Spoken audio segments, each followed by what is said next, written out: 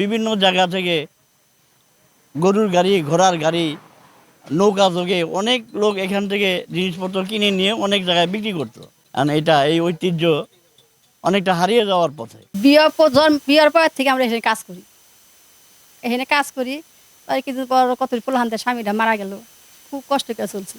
তুলে এখন নিজে পারি না, মানুষের মাটি বাড়ি বানিয়ে খাই, অর্ধেক দেই অর্ধেক বাক করে তাহলে আমি চলে, এই দিন চলে আমাদের যে বাজার, আমরা খুব কষ্ট আমাদের। বাপ দাদা পীরের থেকে এই আমাদের ইলিশ শিল্পের ব্যবসা, হ্যাঁ, বহুত আগের থেকে। এখন সেটা এখন চলে না, তবুও আমরা ধরে রাখছি।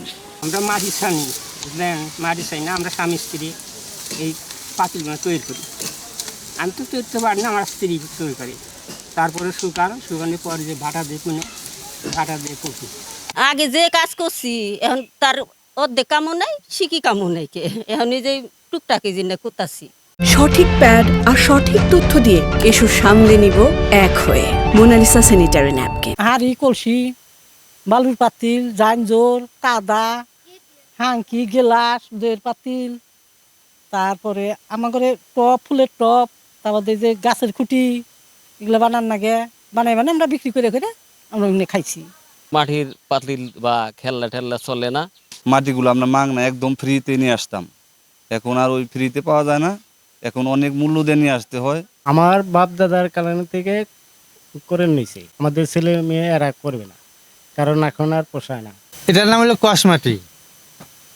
তার মাটির জিনিস তৈরি করি, এই কষ মাটি আমরা এটা ভালো করে গুইলা এটা মাটির জিনিসের সাথে লাগাই। এই মাটির কাজ এখন রূপকথার গল্প হয়ে দাঁড়িয়েছে, কারণ নতুন প্রজন্মে এগোর পক্ষে সম্ভব না এই মাটির কাজ করা। একসময় জামালপুরের সরিষাবাড়ির জনজীবনের সাথে ওতপ্রোতভাবে জড়িত ছিল এই মৃৎশিল্প। আজকে আধুনিকতার আগ্রাসনে এটি হারিয়ে যেতে বসেছে।